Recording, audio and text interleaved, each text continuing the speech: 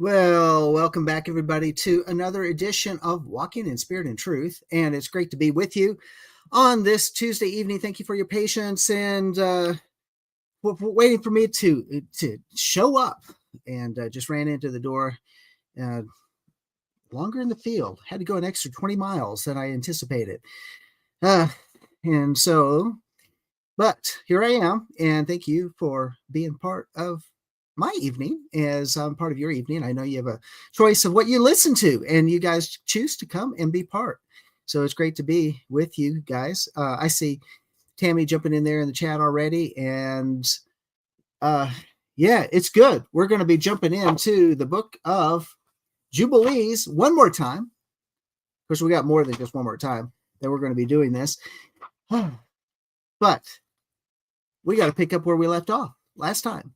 If you're listening for the first time, my name's John Craig. My wife and I pastor Life of Worship Ministries here in Amarillo, Texas, and it is all I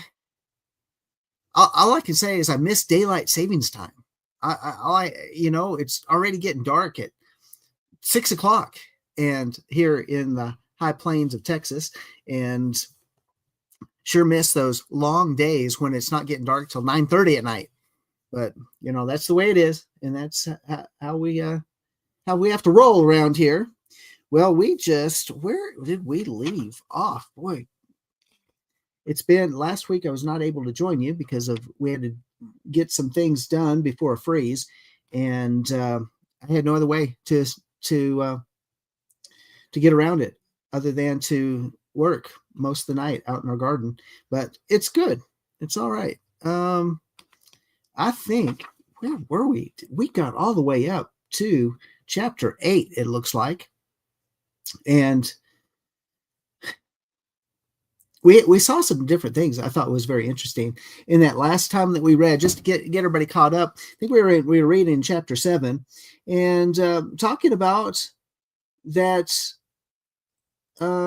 In verse 27, it says, "For I see and behold, the devils have begun their seductions against you and against your children. And now I fear on your behalf that after my death, you will shed the blood of men upon the earth, that ye too will be destroyed from the face of the earth.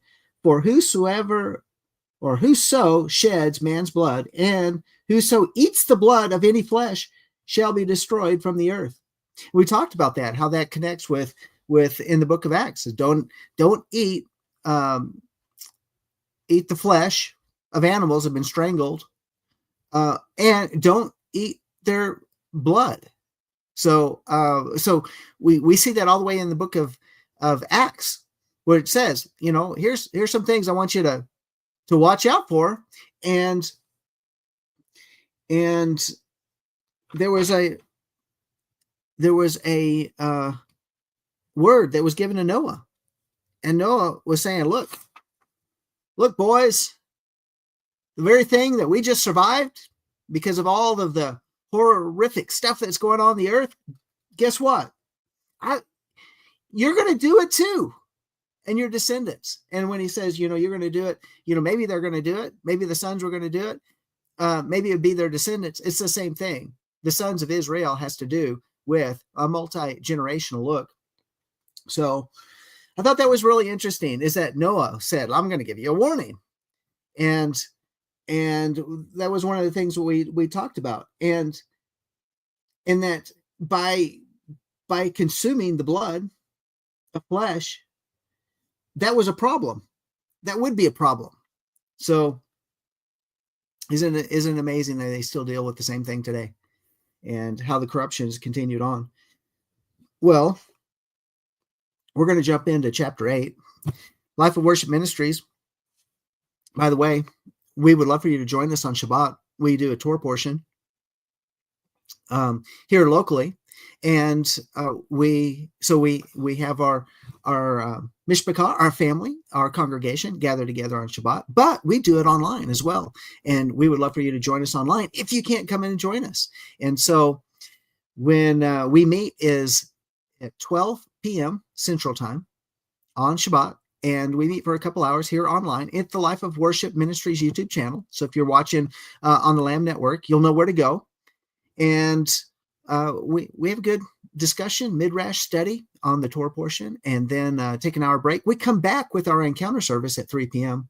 It's broken up into 2 parts. First part, praise, worship, ministry, and then followed by a message in a second stream, back to back. So we would love for you to be part of our Shabbat as well. So we're going to pick up in Jubilees chapter 8. By the way, this ministry is certainly supported by you and by our local congregation, and we want to make sure that this message goes far and wide.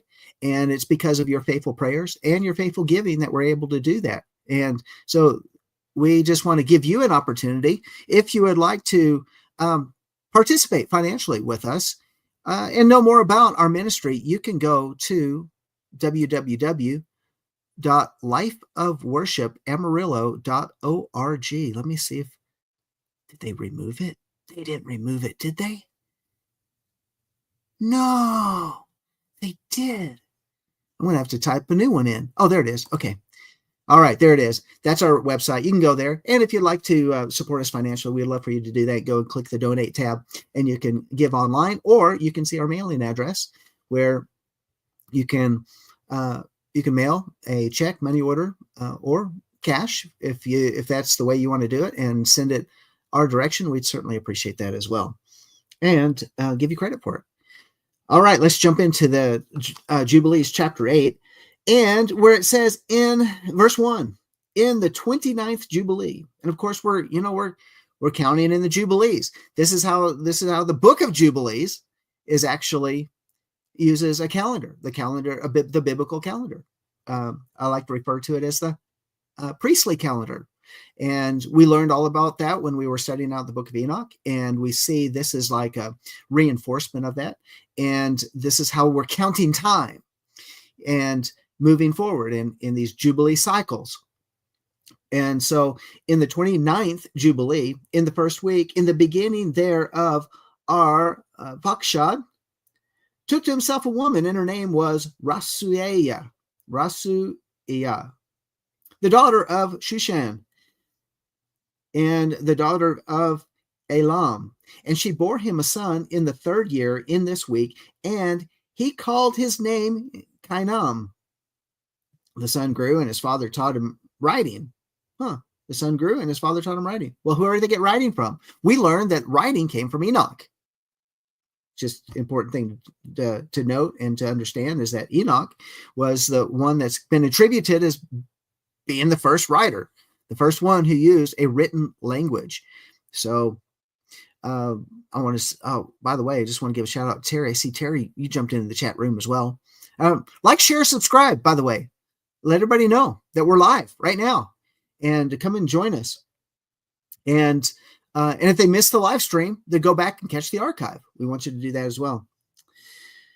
So the son grew, and his father taught him writing, and he went to seek for himself a place where he might seize for himself a city. All right.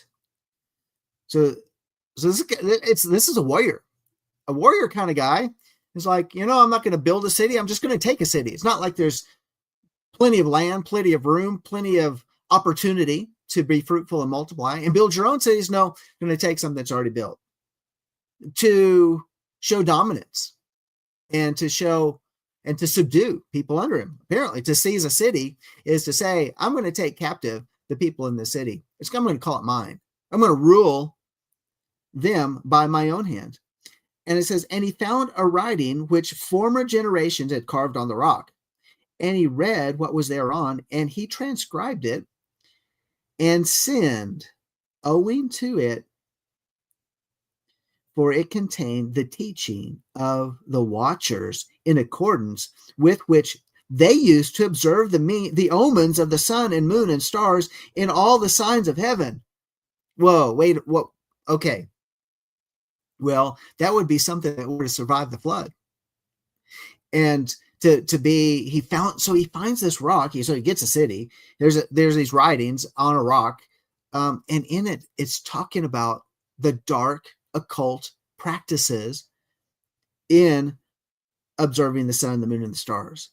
And in the sign and the and the stars and all the signs of heaven. So astrology, all the different things lending to the sorceries that the Watchers gave to their human wives and those that are around them, taught them these things. Why would they teach them those things? Why? Well, it's to take advantage and to insert their will over Jehovah's will. And he wrote it down and said nothing regarding it, for he was afraid to speak to Noah about it, lest he should be angry with him on account of it. Well, our fox said, we'll have to go back and look, but we're talking one of the descendants. Someone might be able to look it up. Grandson, great grandson of Noah. Noah's still around. You got to hide it from Noah. And what a finding. He probably thought he struck gold. He found writings from the Watchers. This is someone who wants to take power using other means and other supernatural means in order to manipulate and to prognosticate. Yeah. Something to be thinking about. Let's go on a little bit further. Verse 5. And in the 30th Jubilee, in the second week. So now, we're talking like 50 years later. So in the 30th Jubilee, in the second week. So we're talking about, there's 7 years and then 7 more years, weeks of years. So we're talking, in that range of 8 to 14. In the first there, let's talk about year 8 of the 30th Jubilee. That's what it says. He took to himself a woman, and her name was Milcah, the daughter of Madai, the son of Japheth. And in the 4th year, he begat a son, and called his name Shalach. For he said, truly, I have been sent. And in the 4th year, he was born, and Shalach grew up and took to himself a woman, and her name was Muach, and the daughter of Kesed, his father's brother, in the 31st Jubilee. The 31st, so the 31st Jubilee. And in the 5th week, in the 1st year thereof, she bore him a son in the 5th year thereof, and he called his name Eber. So now we're getting now we're talking about the lineage of Abraham. And he took on himself a woman, and her name was Azurad, the daughter of Nevrod, in the 32nd Jubilee, in the 7th week, in the 3rd year thereof. And in the 6th year thereof, she bore him a son, and he called his name Peleg. For in the days when he was born, the children of Noah began to divide the earth amongst themselves. For this reason, he called his name Peleg. And they divided it secretly amongst themselves and told it to Noah. And it came to pass that in the beginning of the 33rd Jubilee, that they divided the earth into 3 parts, for Shem and Ham and Japheth, according to the inheritance of each. And in the 3rd year, in the 1st week, when one of us who had been sent was with them. Okay, now, a lot of times it's like, well, is this when the continents divided and all that sort of stuff? No, I don't think it is. I think they just simply said, okay, all right, we've figured out the land masses, and the land masses for Japheth will be here, and Ham will be here, and Japheth will be in this other place, and Shem will be here. So they have their markers. So would you call it kingdoms? Like this would be the kingdom of the descendants of Japheth, and this would be for the descendants of Ham, and this would be for the descendants of Shem. But didn't we already know where the descendants were already given, and yet they decided to divide them up. And he called his sons, and is that how the descendants of Ham, Canaan, ended up with the promised land? Unrightfully so. Anyway, we're going to discover this a little bit more, because this is a journey. If you're like, I want to get more information, and I want to get more. I want to study this. We're not going to study this out like a Bible study, even though we're going to be studious about it. But to go on this journey that's taking us through to give us some insight into our own faith and the depths of our faith and these roots that go way back, and so we can understand where we came from and where we're going. We don't know our history, we don't know where we're going. And of course, remember, this is the word that's given to Moses on the mountain, giving clarity for Moses. Verse 11, and he called his sons, and they drew nigh to him, they and their children, and he divided the earth into the lots, which his 3 sons were to take in possession. And they reached forth their hands and took the writing out of the bosom of Noah, their father. Okay, so Noah is involved. It's after the birth of Peleg. And there came forth on the writing as Shem's lot, the middle of the earth, which he should take as an inheritance for himself and for his sons for the generations of eternity. From the middle of the mountain range of Rapha, from the mouth of the water from the river Tina, and his portion goes towards the west through the midst of this river, and it extends till it reaches the water of the abysses, out of which this river goes forth and pours its water into the sea, Me'at. And this river flows into the great sea. And all that is towards the north is Japheth, and all that is towards the Negev belong to Shem. Well, there you go. Well, it says right here that Shem was supposed to have the land. And extends till it reaches Karaso. This is the bosom of the tongue, which looks towards the Negev. And his portion extends along the great sea, and it extends in a straight line till it reaches the west of the tongue of which looks towards the Negev. For the sea is named the tongue of the Mitzri Sea. Well, Mitzri Sea. So are we looking at the Red Sea, or are we looking at, I think the Great Sea would be the Mediterranean. So that would have to be like the Mitzri Sea, would the Egyptian Sea, the Red Sea, that one fork. And spam calls today. Okay, moving right along. And it says, and it turns from here towards the Negev, towards the mouth of the Great Sea, on the shore of its waters, and it extends to the west to Afra, and extends till it reaches the waters of the river of Gishon, and to the south the waters of Gishon to the banks of this river, and it extends towards the east till it reaches the garden of Eden, to the south thereof, to the south and from the east of the whole land of Eden. And of the whole east it turns to the east and proceeds till it reaches the east of the mountains named Rapha. And it descends to the bank of the mouth to the river Tina. I would love to see an ancient map, that the map during the generation of Peleg. I would like to see that, because I really think that the land masses look different than what we know them to be today. I think there's a lot of similarities, but here it's talking about the Garden of Eden.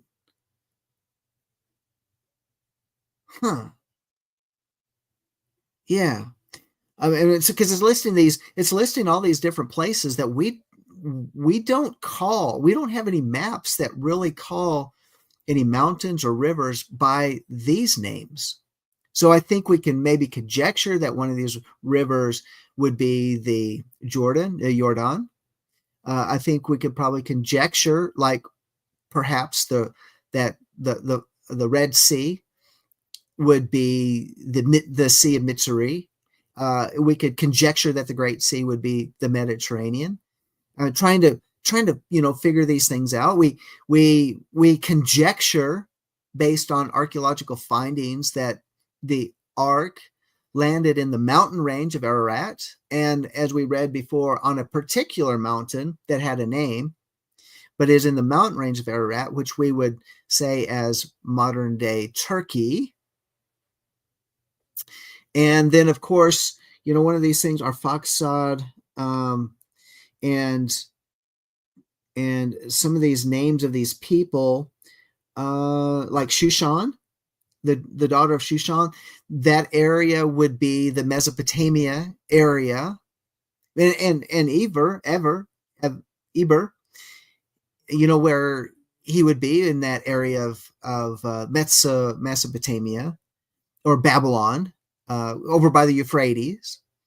So we kind of got a picture of all this, and we have a picture where Shem is. And I think when we look at the biblical narrative, we see where Shem and his land was supposed to be. And like Ham was supposed to be down in Mitzrayim, down in Egypt, and beyond that, where Ham was supposed to settle. Okay, and his descendants. All right, so it turns to the east and proceeds till it reaches the east of the mountain named Rapha, and it descends to the bank of the mouth of the river Tina. This portion came forth by lot for Shem and his sons, that they should possess it forever unto his generations forevermore. And Noach rejoiced that this portion came forth for Shem and for his sons, and he remembered all that he had spoken with his mouth in prophecy, that for he had said, "Blessed be Yahweh Elohim of Shem, and may Yahweh dwell in the dwelling of Shem." Well, that takes us to the promised land. It's the land that, Moses is saying, look, the land that we're supposed to inherit, because he's getting this information on the mountain. And he's saying the land that we're supposed to inherit is the land where Abraham, Isaac, and Yaakov, Jacob, all lived in. This is the land that's the rightful inheritance. And Shem. And think about, like, for example, Abraham. And that he, one interpretation is that after Abraham went and took 300 men and took Lot back and defeated the 5 kings, and then he brought a tenth of the spoil to the king of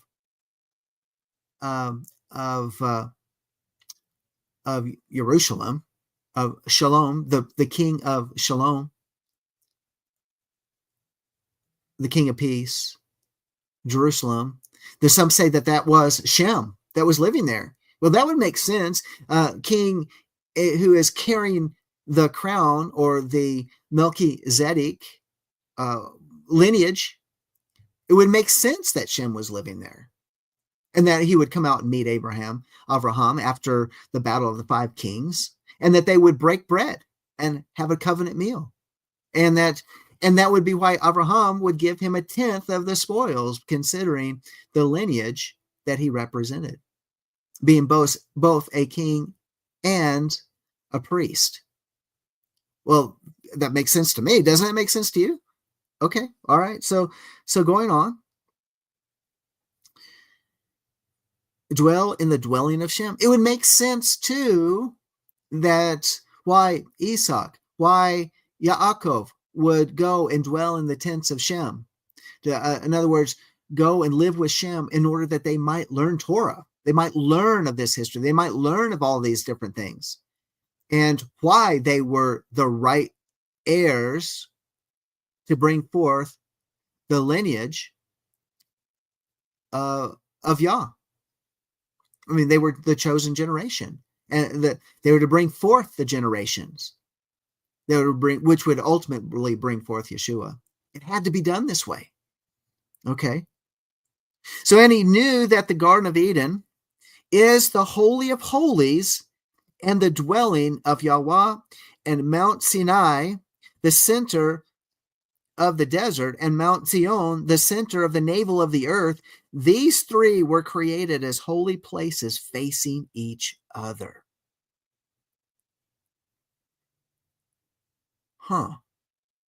So the Garden of Eden, Mount Sinai, and Mount Zion, these 3 were created as holy places facing each other.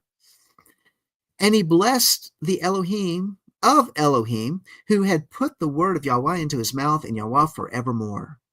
I think that's really amazing.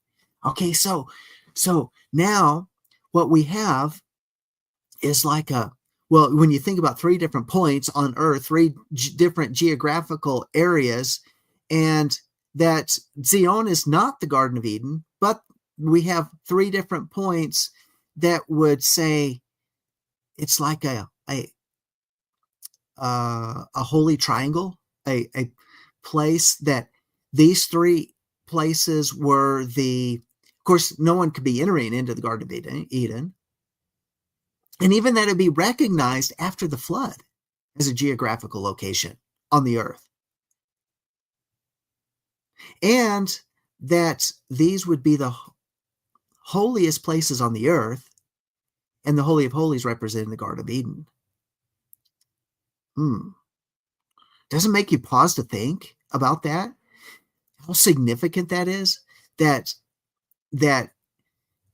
unlike the Bermuda Triangle, here we have a place that would be a holy triangle, a place that would encompass even where Yaakov laid his head, where he saw angels ascending and descending. And it said, surely this is Bethel. This is the house of Yahweh. Okay. I'm just thinking about things. Just let your imagination kind of run, because this is an adventure. This is the journey that we're on, trying to discover, and also just not only discover these things, but the significance of even that area today, where there have been wars for centuries of who would control it and who would inhabit it, and who would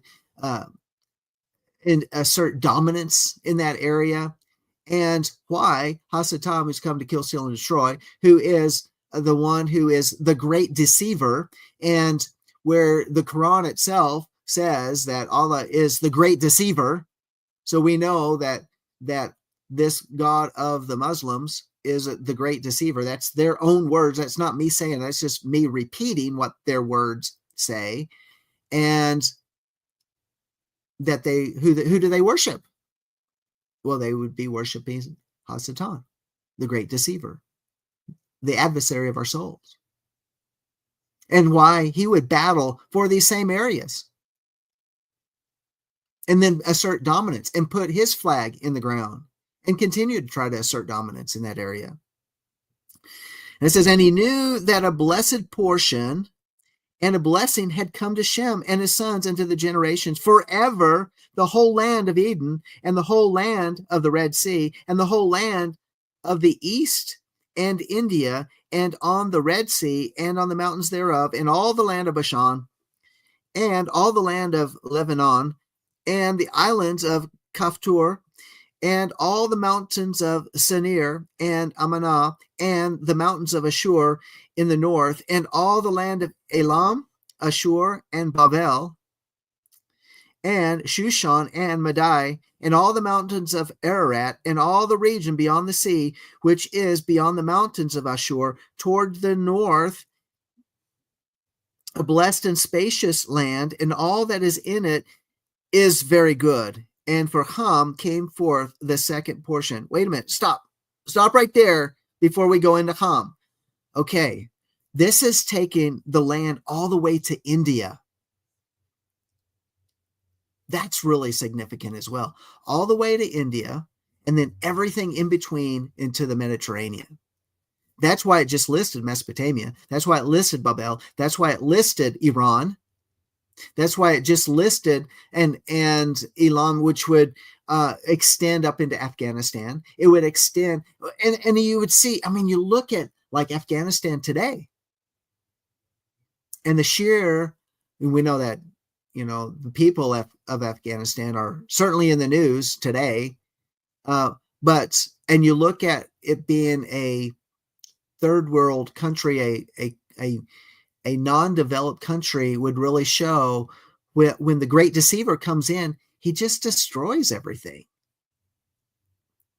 And it's not prosperous. And it could be prosperous, but makes it so barren.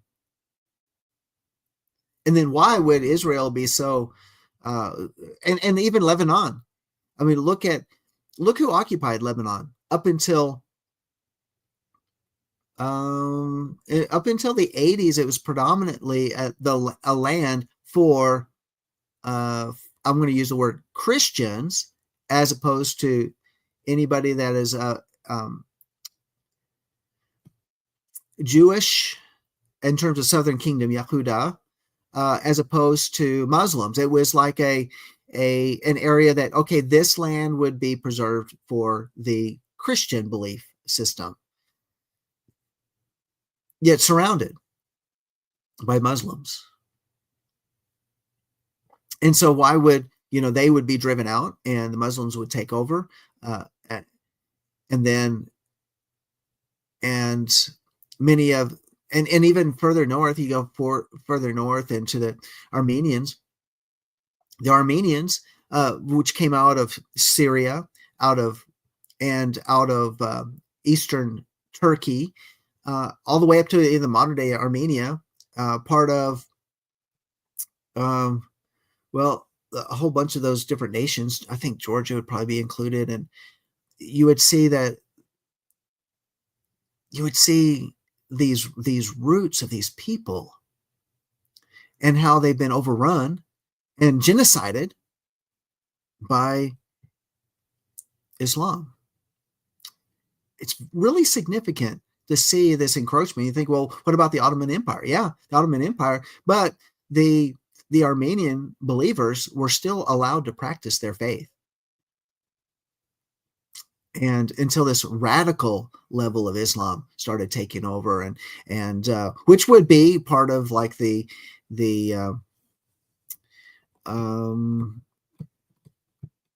empires,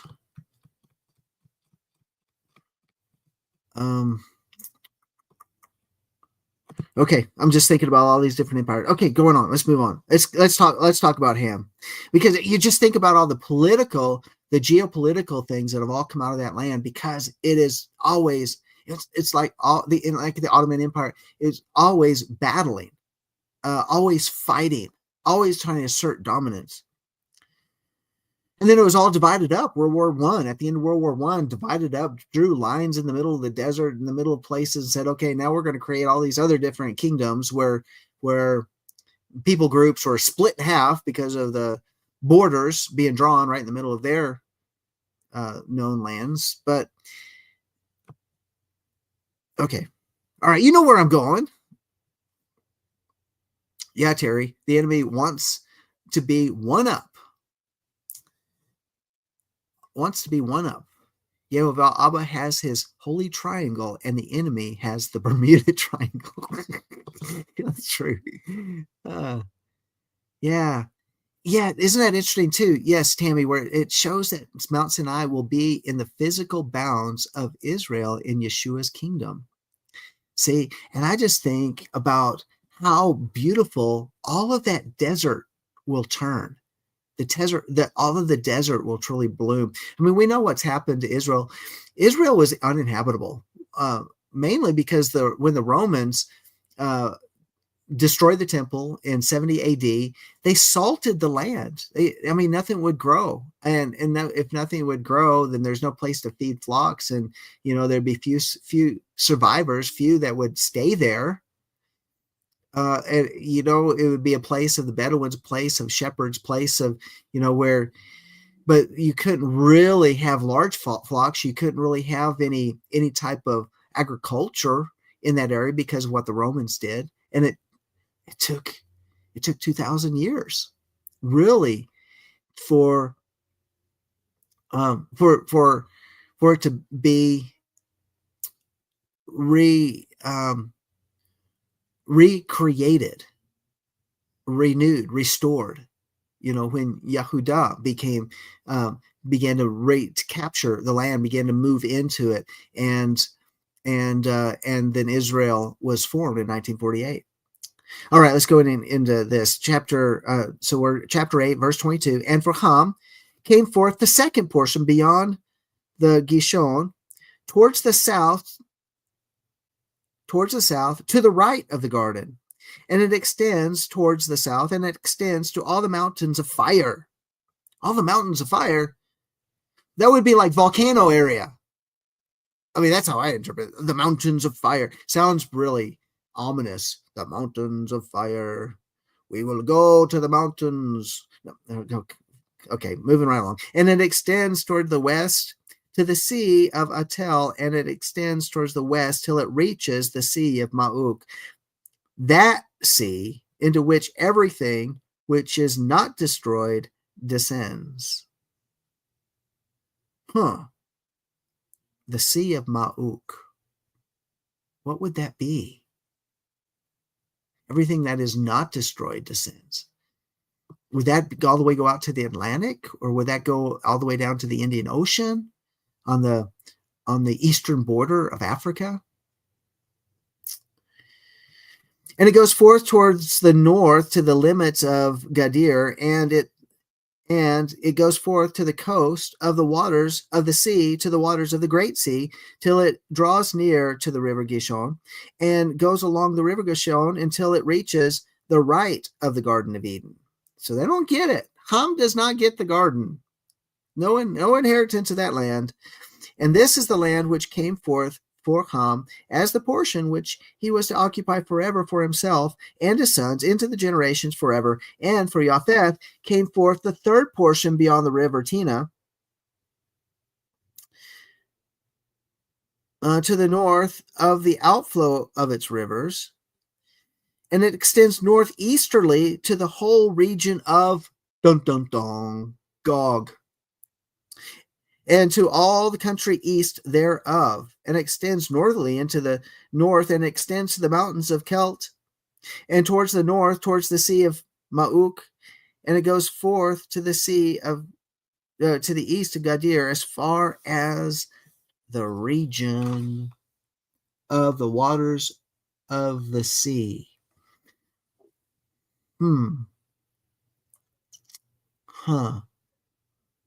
Okay. So I'm thinking about geographically. I mean, up in the northern portions, you have the Black Sea.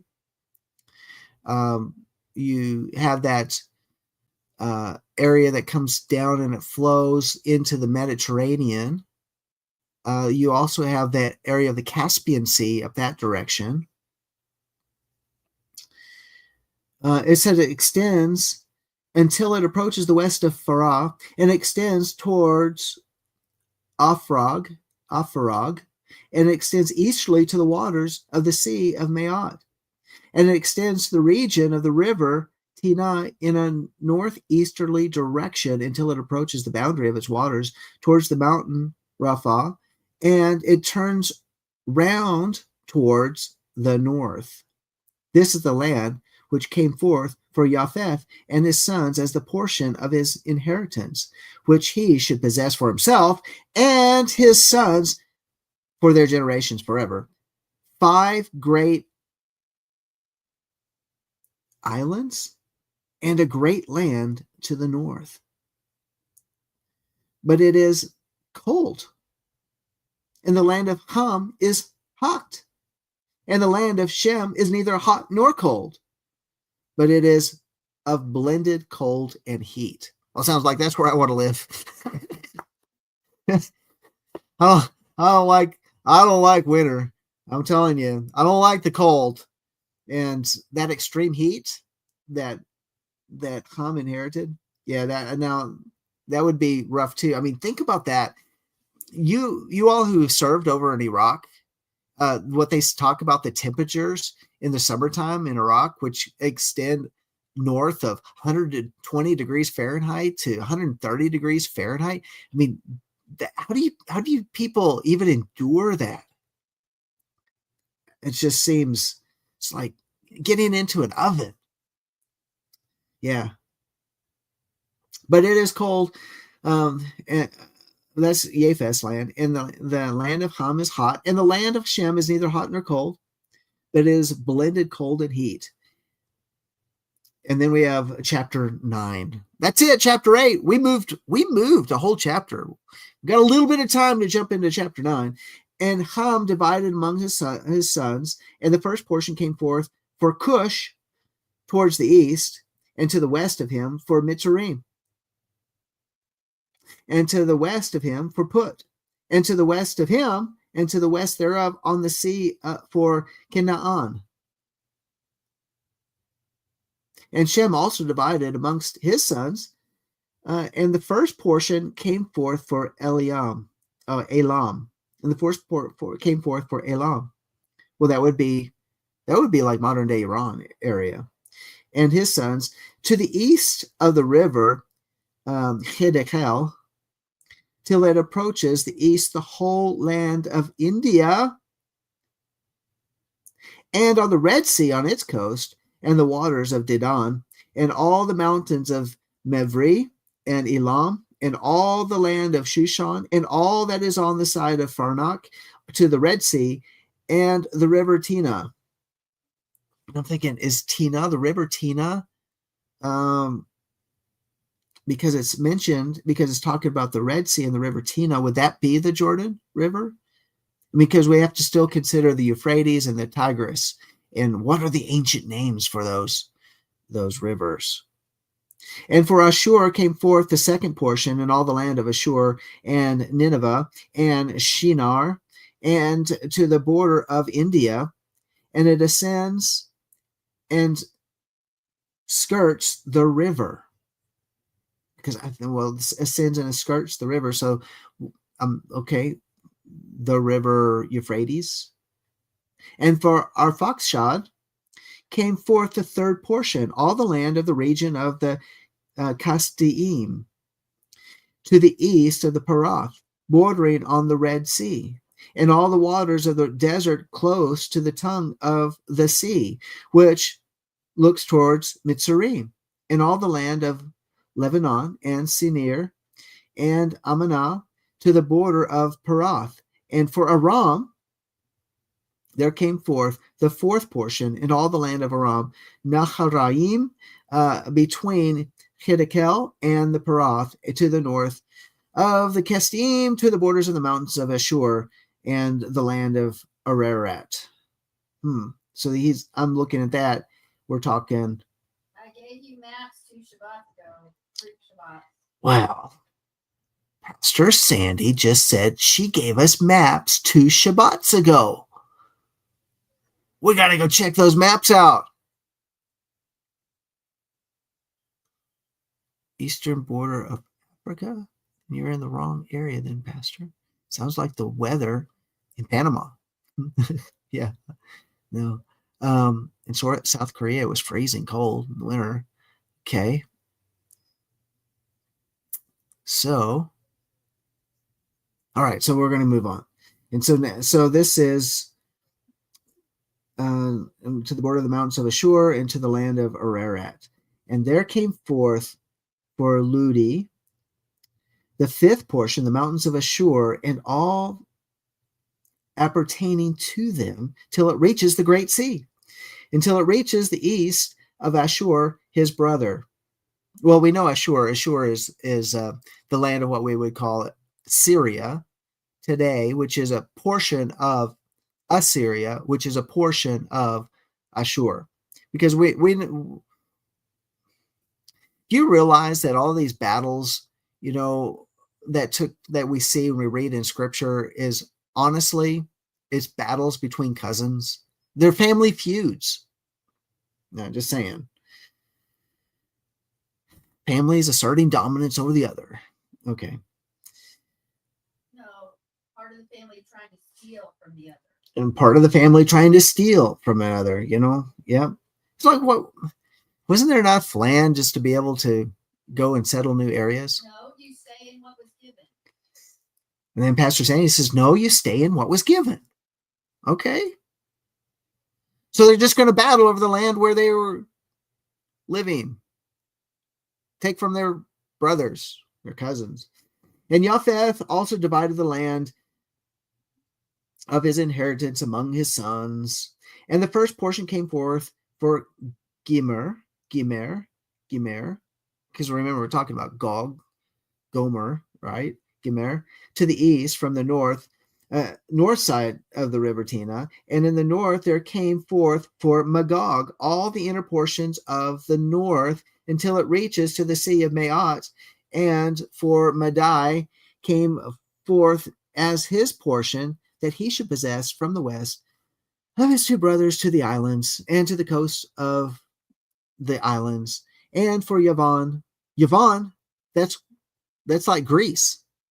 And for Yavon came forth the fourth portion, every island, and the islands which are towards the border of Ludi. So now we're talking that area of Turkey still, and we're talking. So I don't have the map in front of me. I can't pull it up in front of me right now because I'm on a different computer. All right, it says, and for Tubal, there came forth the fifth portion in the midst of the tongue, which approaches towards the border of the portion of Ludi, to the second tongue, to the region beyond the second tongue, into the third tongue, and for Meshech. Well, there we go. Yeah, there's more. Meshech. We're going to have to pull the map out next week and put it on the screen and say, all right, this is what we talked about. We're going to bring clarification to this because of all these regional areas, these geographical areas. It's very important for us to really see where we're talking about, where it's supposed to be divided out. So, and going on, and it says in verse 12, and for Meshech came forth the sixth portion, all the region beyond the third tongue, till it approaches the east of Gadir.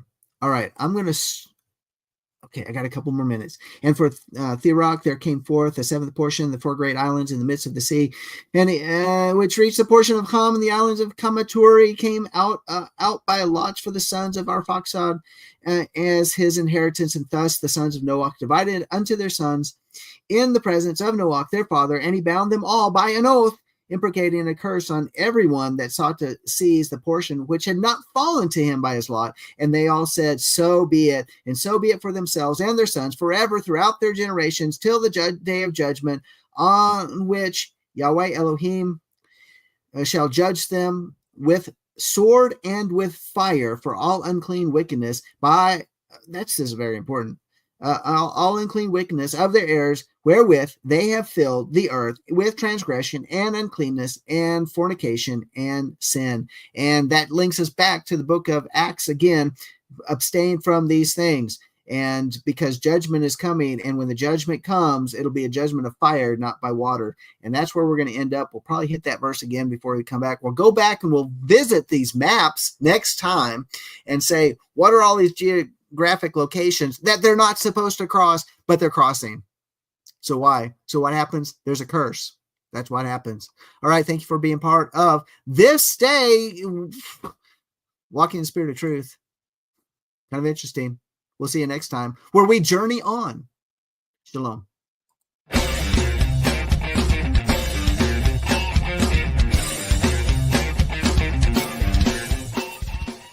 If you missed today's show or want to watch it again or want to tell someone where they can watch this episode, go to lamnetwork.tv where you will find this show and all the other live Lamb show archives in the on-demand section of the website.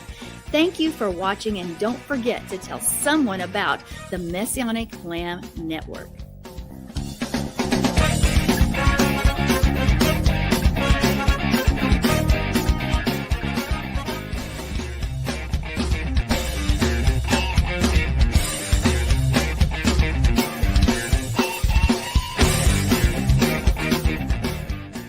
We are richly blessed to bring you what we believe is the fullest, most diverse, yet up-to-date progressive teachings, discussions, and prayer programming you can find anywhere on this planet. Be sure to take the tour of the lamnetwork.tv website. I'm Sandi Craig, thanking you for joining us on the Messianic Lamb Video Network.